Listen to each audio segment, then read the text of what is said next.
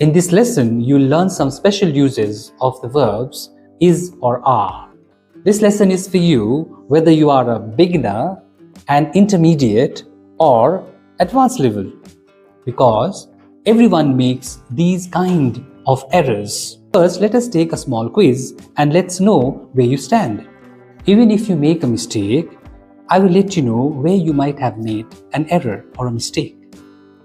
Let's start. Everyone blank happy. Everyone is happy. None of the information blank correct. None of the information is correct. Some of the boxes blank heavy. Some of the boxes is heavy. These roses blank lovely.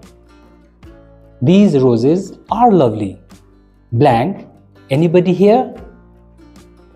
Is anybody here? Now, let's look at these three areas where you might have made a mistake. Everyone, everybody, someone, somebody, no one, nobody, all these, they take up the verb is. And it could be anything like happy, sad. When we say everyone, we talk about everyone. And in English, everyone comes as a single unit. Okay, and it does not take the plural. Similarly, everybody, nobody, somebody, everything takes up a singular verb. This and that also takes a singular verb, whereas these and those take plural verb. For example, this is amazing, that is amazing. These are amazing, those are amazing.